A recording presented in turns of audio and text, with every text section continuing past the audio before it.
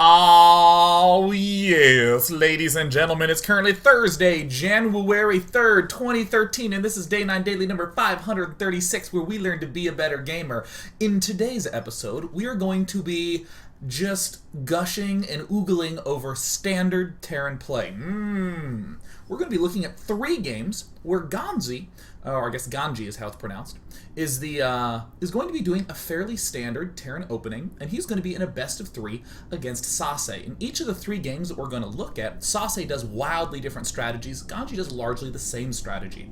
So this daily will be an attempt for us to see how to adjust our play as a standard Terran player to deal with all the variety that can be thrown against us.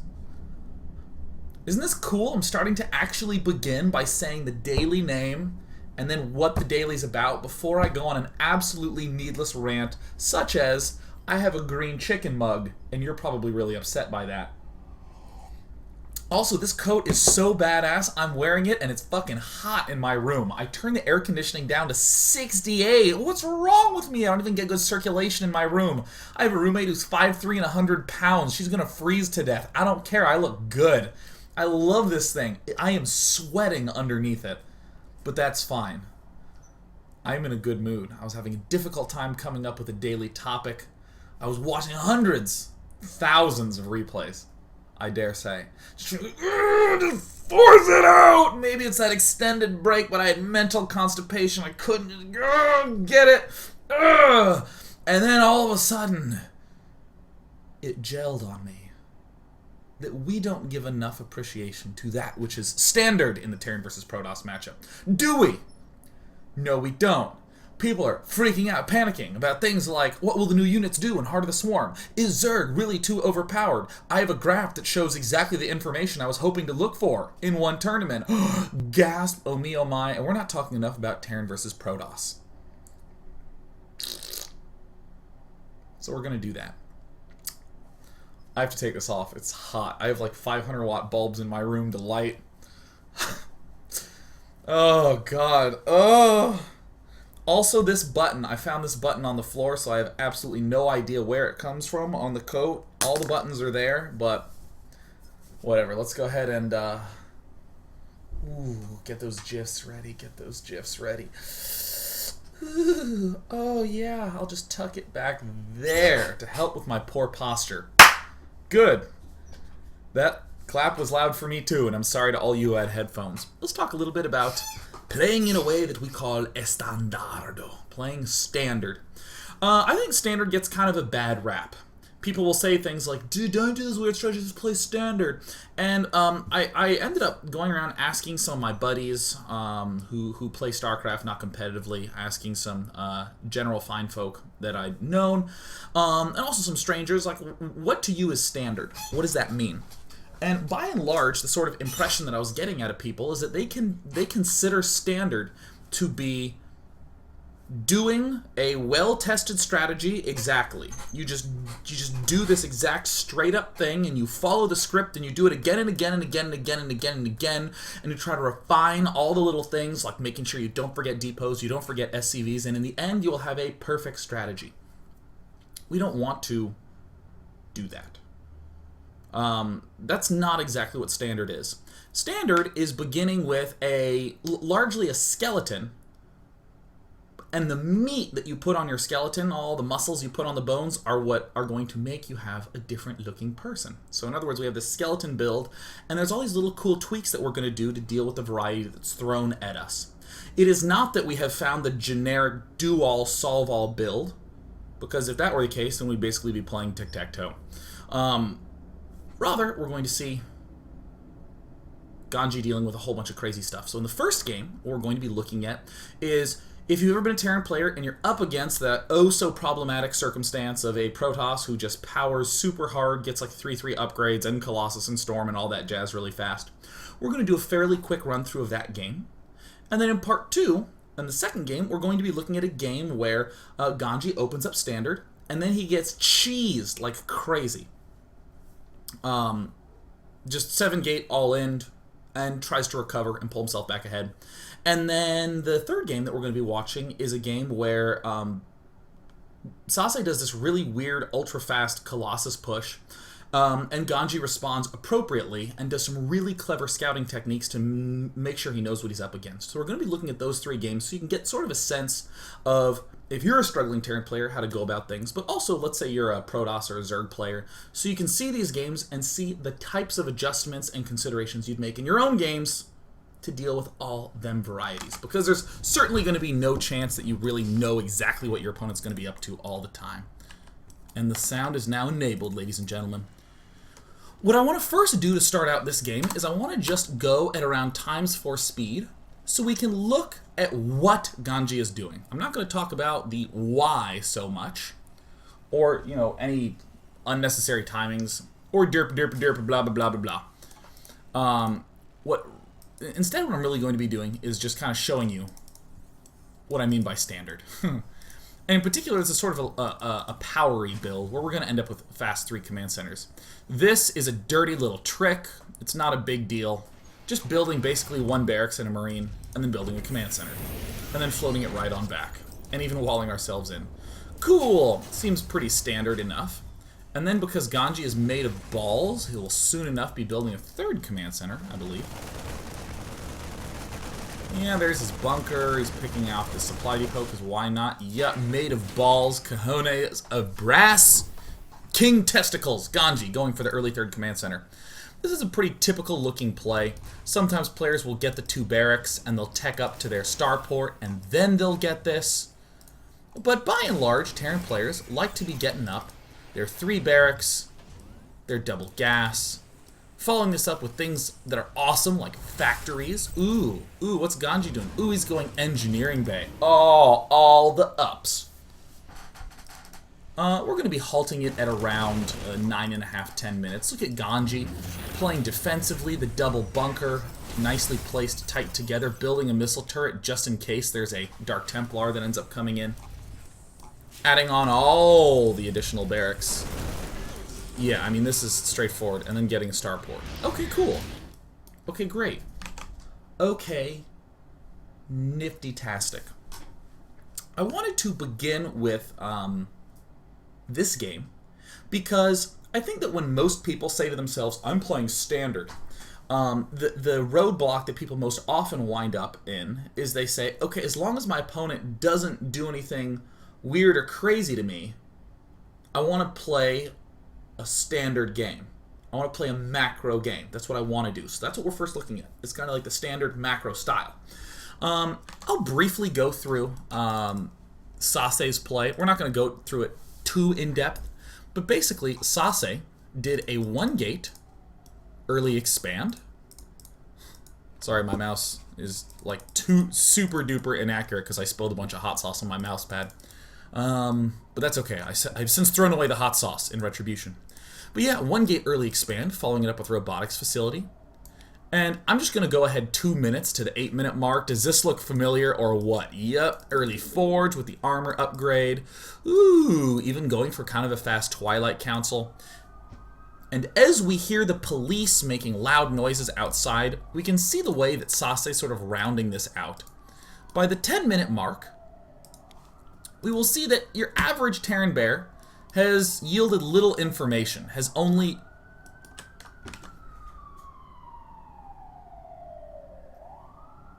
I wonder if that's as loud for you as it is for me. The police outside are doing something very urgent, like patrolling the laundromat that's across the street. It's a crime-ridden area. People like to steal all my suits that I wear to all the MLGs. Are they sitting still? What's happening outside? Oh my god, did the zombie apocalypse begin? I've always wondered what would happen if a zombie apocalypse happened and I was in my room. Because it's LA, I actually have like all these bars protecting my window. And I look around and I'm like, okay, what would I do for defense? How would I stay alive? And then I realize I have a collection of energy drinks on that top shelf. So I could drink some like Nigardia from Sweden. I got some Pocari Sweat. I have some energy like Cheetos or something up there, so that's good. So I'd be able to survive with heartburn and tweaking for like 24 hours, and then I'd die. Cool. I want to come back to the game. This is an excellent daily. I think this is going good. I'm really pleased about it.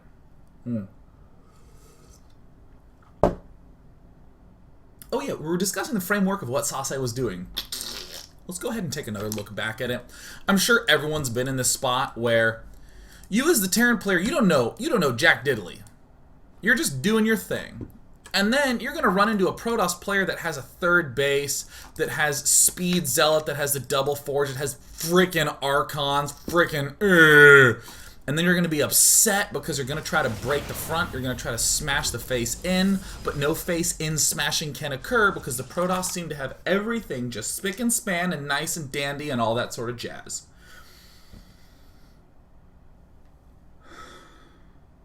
This is condition 1.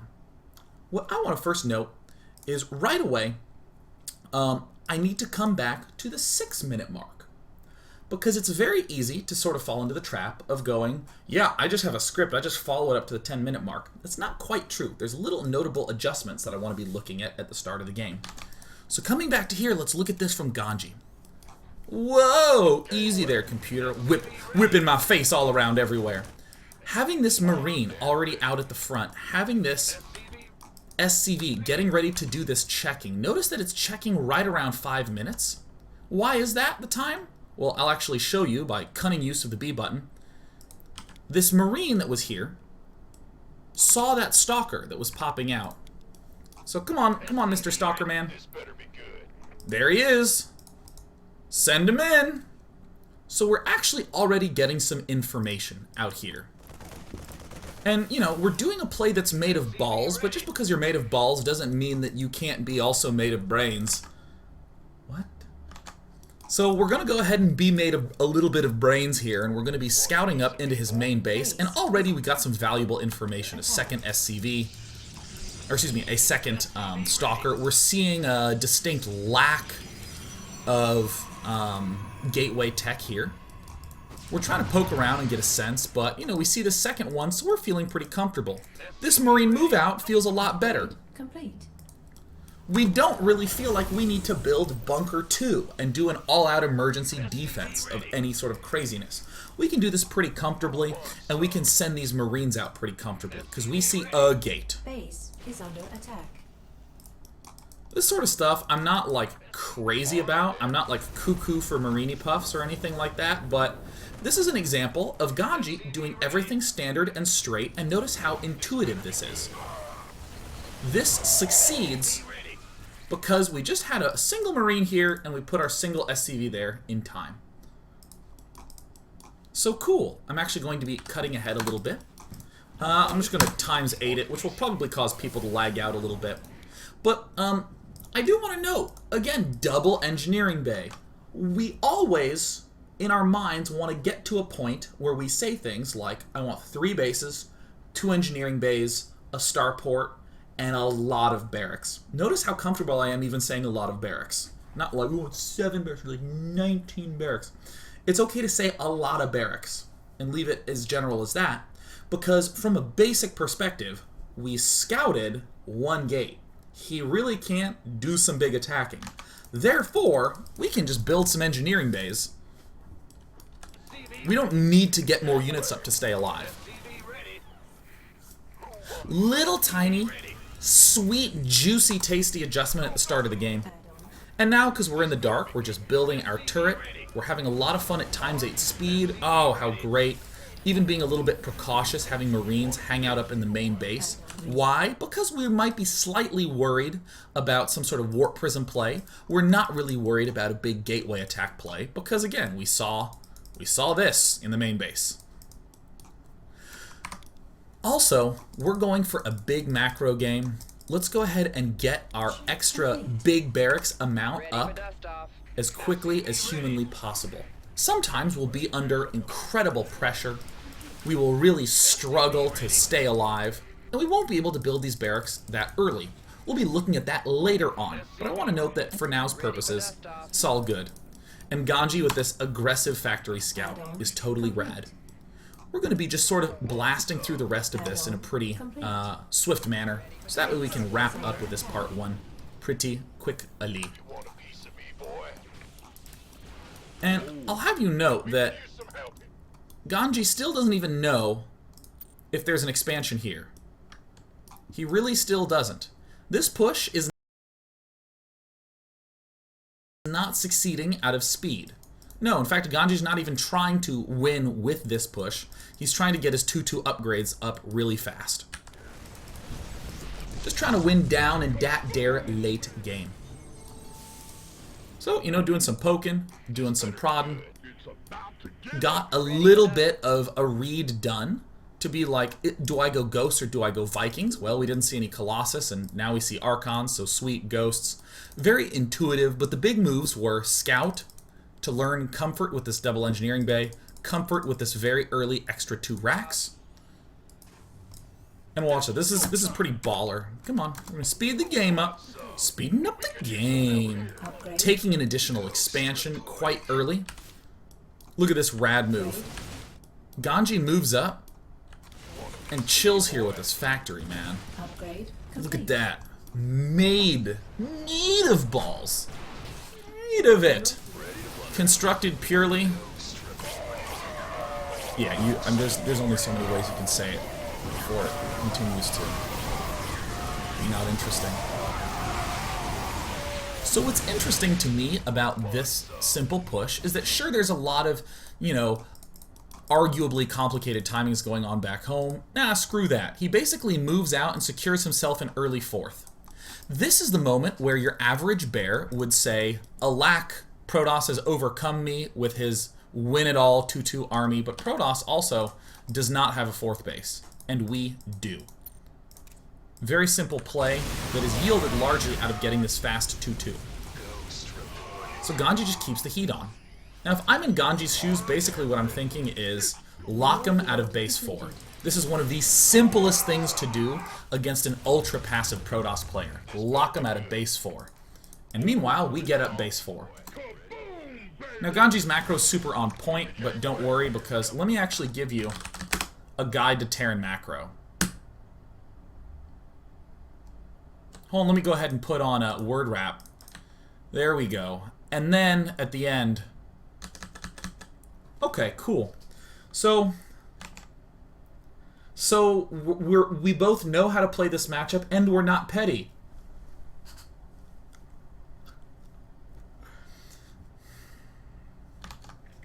Cool. Maybe I should save that. No, that's okay. I want to commit it to memory. Good. Yeah, look at this. Checking for 4th bases. I honestly think getting a little bit bold up there. A little perhaps over bold. But this is a very standard macro play. And I will wrap up this segment in part 1 by noting things like, well, oh yeah, look at this. Just denying 4th bases. And notice that there's this interesting decision we can make. This is a very unorthodox decision. If we have an earlier 4th, and we end up in this situation, so it's our 4 base versus his 3 base, like if we end up in this spot, where our bases are in the opposite corners, we can actually, as Terran, very comfortably go for a base tradey type thing, because our 4th base, or because we're ahead in bases. And the Terran player can do this annoying stuff, where if SaSe did want to go for a base trade, then cool, we do a little base tradiness. But if he doesn't, we just pull back. We just kill off 1 base at a time. Very standard play procedure in Terran versus Protoss. We've seen kind of how the opening works, and now we're seeing that basically GanZi is just trying to prevent SaSe from taking extra bases. GanZi has not really tried to pierce deeply into here. Ghosts still are quite loud. That was a pretty clean game. What I'm going to be pulling back to right now is some of these key moments where around here. Thanks. Come on, come on. I really wish I could rewind to the 5-minute mark, but alas, I'm stuck with 4. I will still note, see we have a couple of key things using vision and clever scouting coordination to see the stalker and then to run the SCV in. That's quite key. We get a simple read of what's going on. Sometimes we will not get a simple read of what's going on, but if we do get that, we can do cute things like this. But the important thing is that we're cutting a bunker. We're cutting a bunker out of this. We're getting another additional scout in there. We see a forge, an early forge. Cool, if he's getting an early forge, I'm going to get early engineering bays. Fantastico. And then starting around I'm going to go back to here. Starting around here, as a Terran player, you're going, all right, I'm getting my additional barracks 4 and 5, because that's normal. There's nothing out of the ordinary there. But because I'm noticing that my Protoss buddy has done nothing up to this point, I'm going to go ahead and throw down these barracks immediately. In part number 2, what we're going to take a look at is GanZi being up against a very cheesy play out of SaSe. And we're going to see not just how GanZi's trying to deal with it, how the standard play will try to deal with it, but also how he snaps back and responds from it. So, I will now go. Let's go on to part number 2.